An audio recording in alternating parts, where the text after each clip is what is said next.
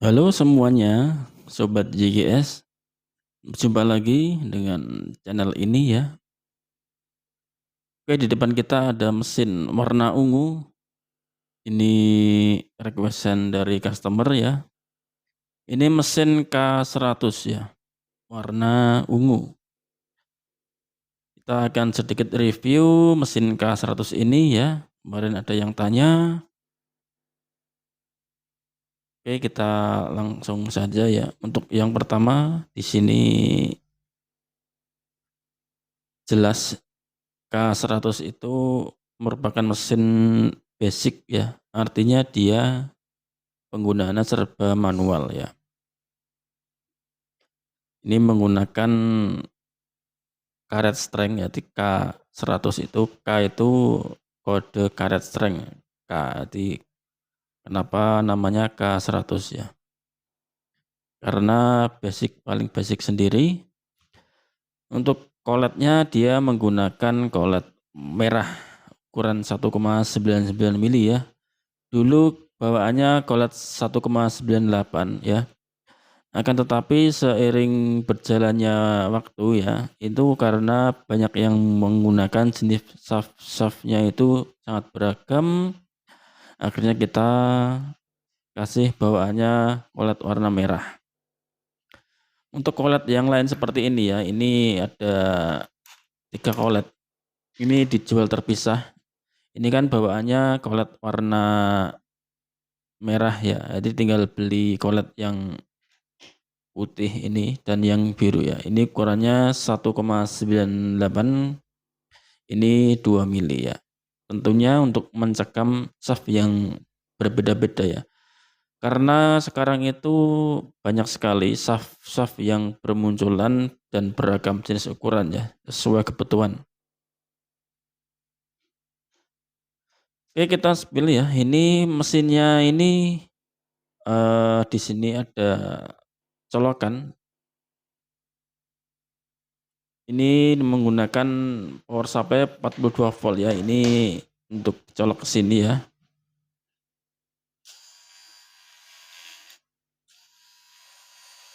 Ini on off-nya.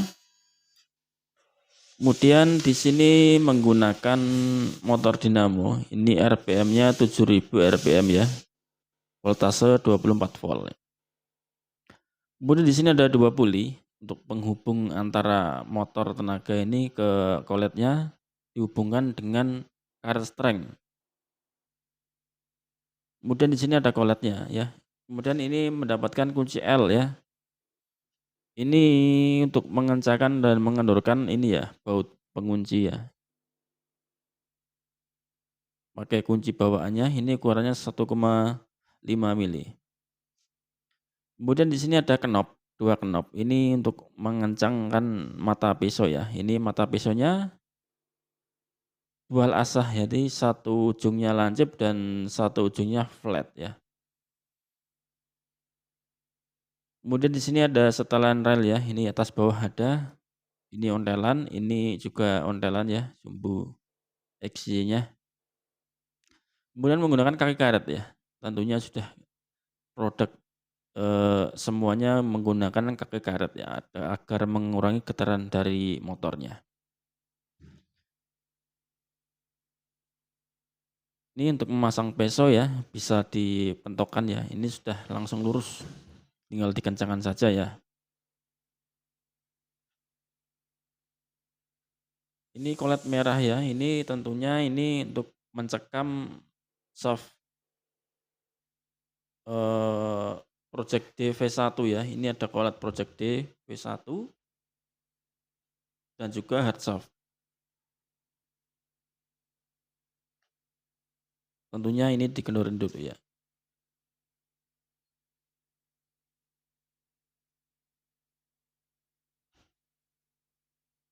Ini yang sudah terpasang. Dia bisa masuk ya, tidak oblak. Jadi kalau koletnya span itu ya tidak perlu men-senter ya, tinggal pasang saja kencingin, insya Allah sudah senter sendiri ya. Misalkan kalau ada oblak sedikit, dia akan turun, otomatis ketika dibubut, hasilnya akan, geol ya, seperti itu. Karena salah dalam penggunaan koletnya. Jadi tidak sesuai dengan kebutuhan shaft yang dicekam, alhasil bubutnya menggeol ya. Untuk penggunaannya, shaft merah ini untuk, project DV1 ya, kemudian untuk hard shaft, berarti hard shaft yang agak keras itu ya. Jadi untuk shaft shaft AO, STB bisa menggunakan ukuran yang ini putih ini 1,98, dan untuk shaft project DV2 kemudian naci, bulat, dan full scrap bisa menggunakan collet ini ya, warna biru yang 2 mili ya.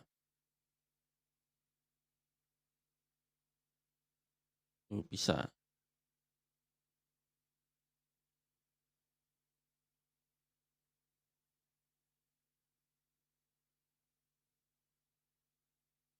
bisa masuk project DV2. Untuk shaft JY juga menggunakan collet warna biru ya. Sekarang ini shaft JY. Ya ini masih baru ya, kita akan coba.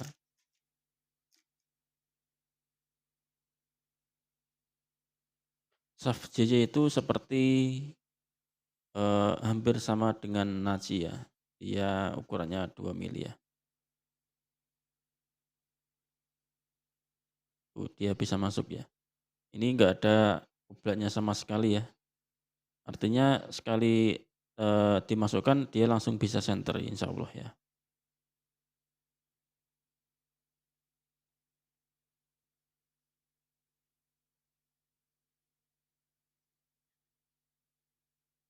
Untuk menggunakan ya, ini cukup mudah. Ini kan bawaannya mendapatkan, power supply 24 volt ya, kemudian kunci L 1,5 mili ya, kemudian collet warna merah dan mata pisau ini ya. Jadi tinggal pakai saja sesuai dengan kebutuhan shaft. Misalkan ingin waktu pembelian itu inginnya collet warna putih, ya nanti tinggal ditulis saja di keterangan collet merah bawaannya diganti collet 1,98 gitu. Nanti yang dikirim collet yang putih ya. Jadi sesuai kebutuhannya.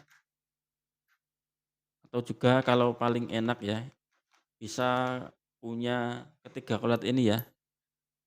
Ketiga jenis ukuran ini insya Allah sangat aman ya. Jadi ketika dibutuhkan suatu saat ingin membubut yang jenis shaft pakai ini, dia tinggal pakai saja colletnya ya. Tinggal dipasang gitu ya. Untuk memasang juga sangat mudah ya. Untuk memasang ini tinggal ini kan ada kunci ya, kunci L 1,5 mili bawahnya. Ini dicari bautnya ya, yang ada baut konternya. Ini kan ada 2, kenapa nggak dikasih? Ini kan seperti ini ya, cara kerjanya collet itu seperti ini ya. Jadi kenapa di setiap penguncian cuma satu ya. Ini kita kasih lihat ya. Ini kita lepas dulu ya. Nah, tinggal kita dorong. Nah, ini di setiap collet itu pasti ada sepinya ya, yang seperti ini. Ini namanya sepi ya. Jadi dia fungsinya untuk tatakan atau untuk jatuh di baut konternya itu di sini ya, ini ada bekasnya ya. Misalkan ada 2 dikasih, nanti di sini kena, nanti luka, nanti otomatis kalau luka, nanti ditarik dia nggak bisa keluar ya, karena luka dari goresan, dari baut konternya ya. Jadi ini kan sangat riskan sekali sama ukuran, misalkan ketekan sedikit atau jatuh, mungkin dimasukkan agak susah karena ada goresan ya. Artinya dia bisa mengancing sendiri kalau dikasih baut konternya 2. Kecuali ini, sepinya dibuat 2 ya, tapi kan, jadi kelihatan ndak gimana gitu ya. Nanti kita kasih satu saja sudah kuat ya, seperti itu. Untuk pemasangannya juga sangat mudah dan pelepasannya ya, ini kan sudah di-setting, memang mesin ini sudah di-setting sedemikian rupa agar bisa digonta-ganti colletnya. Jadi, misalkan nanti ke depannya ingin collet bubut roller ya tinggal beli saja partnya ya sama pesonya tinggal dilepas dipasang ya, seperti itu. Jadi mesin yang sistem seperti ini insyaallah, fleksibel ya dalam penggunaan berbagai macam kebutuhan ya, tinggal menyesuaikan saja. Akan tetapi kan ini basic-nya sekali lagi ya, ini basic-nya jadi basic-nya itu ya mendapatkan ya satu collet ini saja ya, kecuali di seri mesin yang sudah lengkap collet-nya itu ada, sudah kita kelompok-kelompokkan ya seperti itu ya. Untuk memasang juga mudah ya, ini tinggal dimasukkan, nah seperti ini. Nah, ini mudah. Misalkan ini luka ya, dimasukkan agak serat ya, karena ya ini kan mainnya, sama bearing ya, jadi bearing itu sangat sensitif. Ketika ada sedikit benjolan di shaft, iya nggak bisa masuk, harus diamplas atau dihilangin yang benjolan itu ya. Nah ini. Misalkan lama-kelamaan ya dipakai, itu juga bisa aus yang namanya sistem, collet. Itu kan kalau digunakan lama-lama juga aus ya, tapi jangkanya juga panjang asalkan ada pelumasan ya. Ini kan laharnya kan ini metal ya, besi, baja, beradus dengan baja juga ini besi, kalau tidak dikasih lumas ya lama-lama akan aus juga ya. Untuk perawatan mudah ya, cukup dipakai, setelah dipakai dibersihkan, dikasih minyak, dan dibersihkan lagi ya, akan memperpanjang, dratnya ini ya. Pasang lagi ya, kita akan mencoba untuk membubut ya. Untuk memasang ya, ini tinggal dimentokkan, ini juga dipentokkan ya, dipentokkan, terus ditekan, tinggal dikunci saja. Sudah sudah nggak ada spasinya, tinggal kita pasang karetnya, karet streng ya.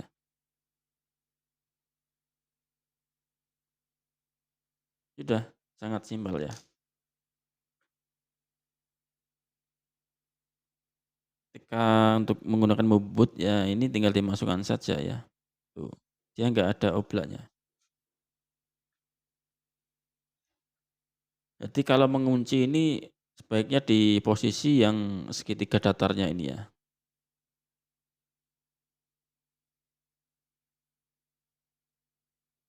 Ini untuk mengencangkan tidak perlu keras-keras ya, sedikit saja sudah kenceng ya ini, tidak perlu dikerasin.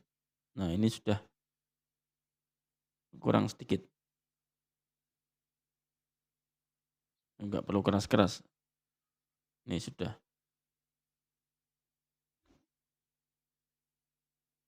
Ya tinggal dicolok ke adaptornya ya, ini.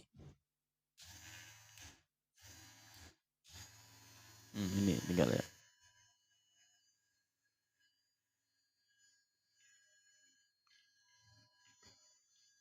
Ini untuk bubut serba manual ya, artinya ini tidak ada patokan skala mana apapun, jadi harus pakai feeling ya. Jadi untuk pengukuran bisa menggunakan sketmat ya, sketmat merek apapun bisa ya. Di serba manual ya. Kita akan mencoba mengkikis pelek ban ini ya. Ini berjenis hard.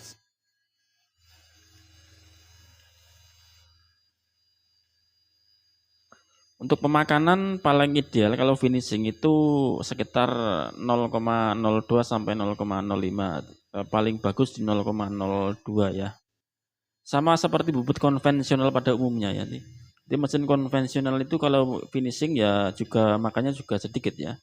Kalau banyak ya tentu tidak bisa halus ya.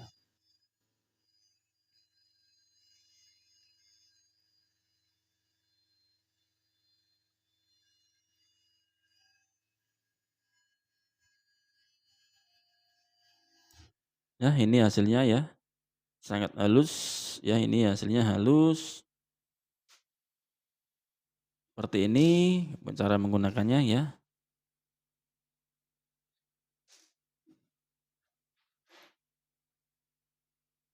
Untuk perbedaannya sama K200 cuman di skalanya saja ya. Kalau K100 dia sama sekali tidak ada patokannya sama sekali ya untuk membaca, serba manual. Jadi nanti setelah dibubut diukur ya gitu ya. Ini yang mesin K100 ya.